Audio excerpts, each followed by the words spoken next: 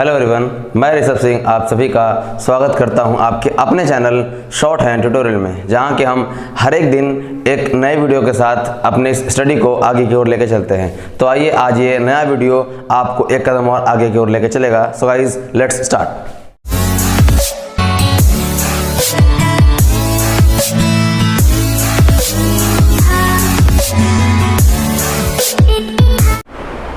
तो गाइस, हमने इसके जो पहले वीडियो बनाई थी वो ये था कि हम सफिक्स कंप्लीट करने के बाद क्या करेंगे। ठीक है, अब मुझसे एक और सवाल है जो बहुत ज़्यादा पूछा गया लोगों के द्वारा कि सर ग्रामर में या फिर कॉन्ट्रैक्शन में, जिन्होंने कॉन्ट्रैक्शन पढ़ रखा है उन्होंने वो पूछा, और जिन्होंने ग्रामर तक ही पढ़ा हो, जिन्होंने बुक तक पढ़ा हुआ है, उन्होंने सिर्फ ये पूछा कि सर ग्रामर में या फिर कॉन्ट्रैक्शन में डिफरेंशिएशन कैसे करें, क्योंकि एक ही तरीके से बहुत सारे ग्रामर बन रहे हैं, बहुत सारे कॉन्ट्रैक्शन बन रहे हैं। तो सर हम कैसे अलग करें, या फिर जो ईडी जुड़ जा रहा है, शन जुड़ जा रहा है, फिर कुछ भी एक्स्ट्रा ऐड आ जा रहा है, तो उसमें हम उस एडिशन को कैसे रिप्रेजेंट करें, या फिर जब वो बन जा रही है तो उसको समझे कैसे। तो देखिए, सबसे पहले तो आप ये जान लीजिए कि अगर आप खुद से बना रहे हैं तो आप उसमें डिफरेंशिएट कर सकते हैं, बट अगर आप बुक का लिखा हुआ मैटर या फिर मैगजीन का लिखा हुआ मैटर देख करके ट्रांसक्राइब कर रहे हैं तो वो कभी भी डिफरेंशिएट नहीं करते हैं। वहाँ पे आपको अकॉर्डिंग टू सेंटेंस उन सब चीज़ों को पकड़ना पड़ता है, कहाँ इन आएगा, कहाँ एन ही आएगा। ठीक है, तो वहाँ पे तो आपको खुद से अपनी हेल्प करनी पड़ेगी। बट हाँ, जहाँ पे आप खुद बना रहे हैं, फिर खुद आप मैटर लिख रहे हैं, तो वहाँ पे आप डिफरेंशिएट कैसे करेंगे, आइए उसके बारे में देखते हैं। तो बुक खोल लीजिए सब लोग अपनी और ओपन कर लीजिए पेज नंबर 289, पेज नंबर 289, जहाँ पे कि ग्रामर पूरा अल्फ़ाबेटिकली अरेंज करके लिखा हुआ है। अब यहाँ पे मैं बहुत ज़्यादा टाइम नहीं लूँगा आप लोगों का, 2-4 बता दूंगा, बाकी आप लोग खुद से ही इस रूल के अकॉर्डिंग आप समझ जाएं कि हाँ कहाँ किस तरीके से किन सारी चीज़ों को ऐड करना है या हटाना है, फिर क्या एक्स्ट्रा करना है अलग दिखने के लिए, फिर डिफरेंशिएट करने के लिए। तो देखिए, सबसे पहले हम आते हैं, ए है, एन है, ठीक है, वो तो चलिए आप सेंटेंस से पढ़ लेंगे। नेक्स्ट आपका अकॉर्ड एंड अकॉर्डिंग। अब अकॉर्ड एंड अकॉर्डिंग दोनों आपका ऐसे ही बनता है। ठीक है, तो ये अब आपका अकॉर्ड है, अकॉर्डिंग भी है, लेकिन अकॉर्डिंग में एक्स्ट्रा क्या रखा है, आईएनजी, इंग के लिए हम सफिक्स में क्या यूज करते हैं, एक डॉट। तो इससे यहाँ पे इससे हमने रिप्रेजेंट कर दिया अकॉर्ड को, और लास्ट में एक आईएनजी का डॉट लगा दिया, ये हो गया हमारा अकॉर्डिंग। डिफरेंशिएट हो गया, टाइम बहुत ज़्यादा नहीं लगा, और हमने इसको अलग अलग करके बना भी लिया और इजली पढ़ भी लेंगे, कहीं हमारा क्लैश नहीं होगा। नेक्स्ट सेम ऐसे थोड़ा सा नीचे आएंगे आप, तो आपके सामने है, हाँ जी, believe and believed, believe and believed,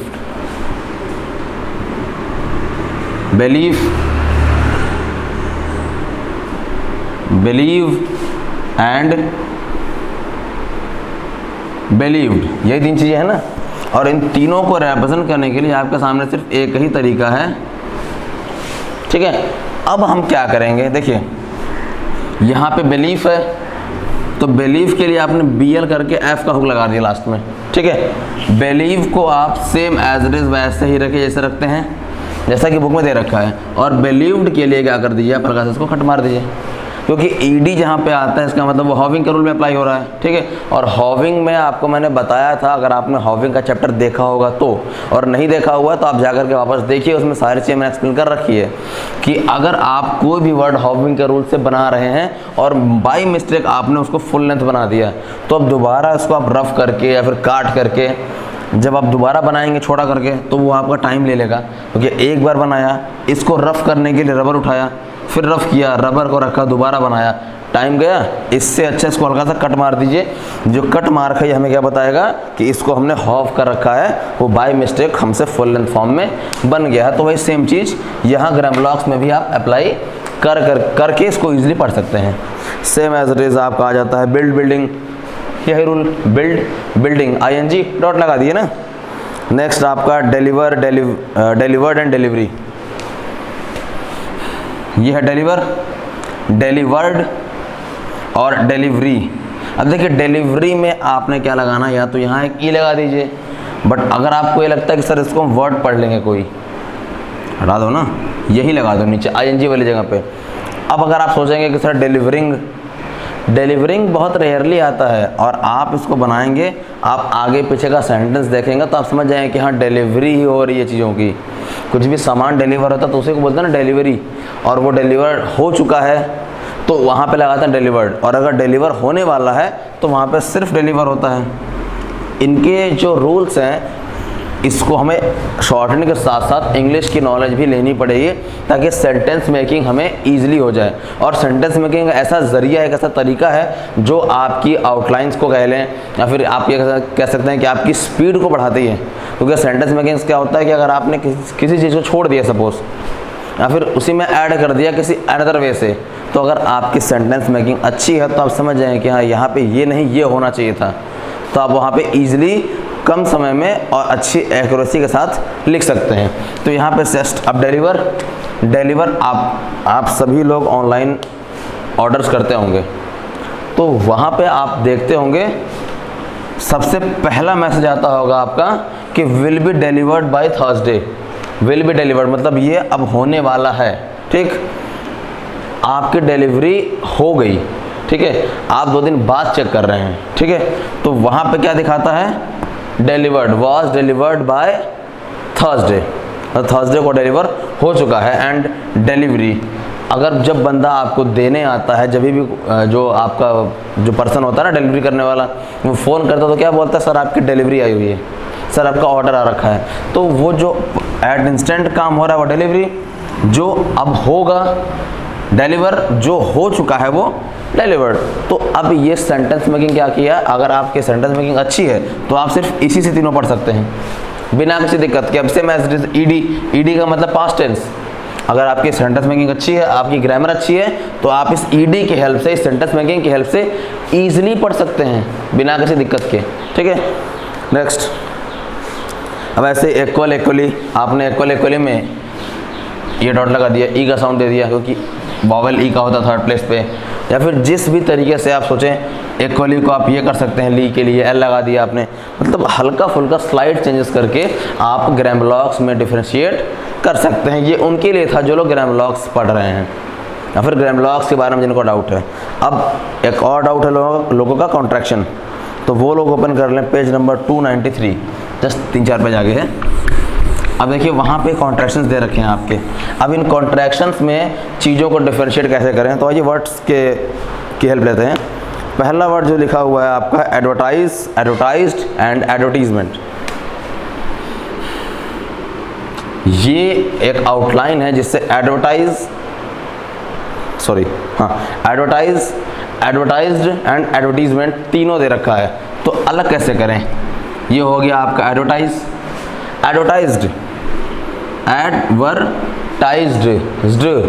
या तो काट दें इसको आप एक ऑप्शन, या तो फिर सिर्फ लूप लगा दिया, दोनों में से कोई एक तरीका अप्लाई कर लें जो आपको बेहतर लगे। मेरी सलाह है आप उसको कट कर दें क्योंकि आप स्टार्टिंग से डी के लिए टी के लिए कट करते आ रहे हैं। एंड लास्ट है मेंट, एडवर्टीज तो था ही हमारा, मेंट के लिए एम लगा दिया, काम खत्म। नेक्स्ट आपका कॉमर्शियल एंड कॉमर्शियली, अब कॉमर्शियली में एम के साथ ली का मोशन अच्छा जाता है, ये लगा सकते हैं KMR ली कॉमर्शियली। या फिर मैं आपको एक और चीज़ बता रहा हूँ, देखिए कॉमर्शियल से सिर्फ दूसरा वर्ड कॉमर्शियली ही बनता है, इसमें ईडी नहीं जुड़ता है। तो अगर आपका ये कॉमर्शियल है और इसको अगर आप काट भी देते हैं अगर, तो आप कभी भी इसको ईडी नहीं पढ़ेंगे क्योंकि आपको पता है कि ये कॉमर्शियल है, तो कॉमर्शियल से सिर्फ एक ही वर्ड एक्स्ट्रा बनता है, वो है कॉमर्शियली। तो चाहे इसको काटें, बस हमें क्या करना है ना, हमें इस दूसरी वाली को पहले वाले से अलग दिखाना है। ऐसा नहीं कि इसको एकदम अकॉर्डिंग टू सजा के बनाना है, हमें सिर्फ इन दोनों में डिफरेंशिएशन करना है, अलग करना है। तो ये ऐसे है, ये ऐसे, बात खत्म। अब इसमें इससे कोई मतलब नहीं कि हमने क्या कर दिया। हाँ, ये हम यहाँ पे इसलिए कर रहे थे क्योंकि अगर एक ही वर्ड से 3-4 वर्ड बन जा रहे हैं इकट्ठे। जैसे आपकी बुक में एक वर्ड है थोड़ा सा आगे, ये मैं बता रहा हूँ आपको, एफिशिएंट, एफिशिएंसी, एफिशिएंटली, एफिशिएंट, ठीक है, लेट मी चेक। हाँ, ये आपका एफिशिएंट, एफिशिएंटली, एफिशिएंसी, एफिशिएंट आपका ये बना। नेक्स्ट एफिशिएंटली, ई का साउंड आया, यहाँ डॉट लगा दो, एक ई हो गया, इस डॉट से आपने ई को रिप्रेजेंट कर दिया, हो गया आपका एफिशिएंटली, एफिशिएंसी, स एस का साउंड आ रहा है, लास्ट में एक एस लगा दो, एफिशिएंसी, बात खत्म। तो जहाँ पे आपके 1 से 2 3 4 5 बनते हैं, वहाँ पे क्या करते हैं, आप सबको अलग अलग करते हैं, क्योंकि आपको एक ही आउटलाइन में 4 वेरिएशन डालने हैं। लेकिन जहाँ पे सिर्फ 2 है तो 2 ही तो डालने हैं ना, तो एक तो बुक ने ऑलरेडी दे रखा है, हमें क्या करना, दूसरा करना है। उस दूसरे को आप चाहे जैसे कर दो, ये कर दो, ये कर दो, कुछ भी कर दो, चॉइसेस योर्स, जहाँ आप कंफर्टेबल हो या फिर जहाँ आपको ये लगता है कि आपका टाइम सेव होता है। मुझे लगता है कि डिफ्रेंशिएट करने के लिए ये तरीका बेस्ट है, और मुझे सारे वर्ड्स को डिफ्रेंशिएट करने की ज़रूरत भी नहीं है। देखिए, अगर मैं चाहूँ तो आपको जितने भी वर्ड्स हैं यहाँ लिख करके क्लियरली डिफ्रेंशिएट किसको कैसे कैसे करना है बता दूंगा। बट अगर वो चीज़ें मैंने बताई तो वहाँ फिर मैं स्ट्रांग होऊंगा, आप नहीं। मेरा काम क्या है, आई एम ए टीचर, और एक टीचर का काम ये होता है कि लोगों को या फिर स्टूडेंट्स को गाइड करें। सारा काम अगर मैं कर दूंगा तो फिर आप क्या करोगे, आप देखोगे उतार लिया, जो चीज़ें आप देख के उतार लिए वो मे भी आप सीखें या ना सीखें, लेकिन जो चीज़ें आप सीख करके या फिर देख करके खुद पे अप्लाई करके उसको उतारेंगे, यहाँ से यहाँ उतारेंगे तो सीखेंगे, यहाँ से यहाँ उतारेंगे तो बहुत टाइम लग जाएगा सीखने में, और मे भी सीख पाएँ या ना पाएँ इसकी भी कोई गारंटी नहीं होती है। लेकिन अगर कोई चीज़ यहाँ से आ करके यहाँ उतरती है, क्योंकि ये आपको एक वो देता है, गाइडेंस देता है कि इसको करना है, और ये उस काम को करता है, तो यहाँ से यहाँ उतर गई तो आपका माइंड से जो कनेक्शन है हाथों का वो बना रहता है। और इससे क्या होगा कि आप कभी भी, अब कॉन्ट्रैक्शन और ग्रामर लॉ क्या है, लिमिटेड है, इतने हैं 100 कॉन्ट्रैक्शन 200 कॉन्ट्रैक्शन जो भी हैं ये लिमिटेड है, लेकिन आपकी इंग्लिश लिमिटेड नहीं है, आपके पैसेजेस, आपके मैटर्स लिमिटेड नहीं है।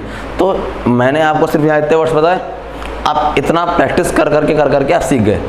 अगर कल को अनसीन मैटर में या फिर किसी कहीं आप एग्जाम देने गए, कोई नया वर्ड आ गया तो आप क्या कहेंगे, अरे यार सर ने तो ये बताया नहीं, या फिर ये वाला वर्ड तो सर बताया था उसमें था ही नहीं, ये कॉन्ट्रैक्शन में नहीं था, फिर आप निकालेंगे एक्सक्यूजेस। लेकिन अगर आपको ये पता होगा कि एग्जैक्टली उसको शॉर्ट कैसे करना है, तो आप वर्ड को सुनते ही ये आपको गाइड करेगा कि यार इसको हम इस तरीके से कर सकते हैं, क्योंकि आपने इसको वर्क करने को छोड़ा था पहले भी। लेकिन अगर वो वर्क यहाँ पे आज की डेट में मैंने यहाँ से कर दिया तो आप यहाँ से नहीं करोगे।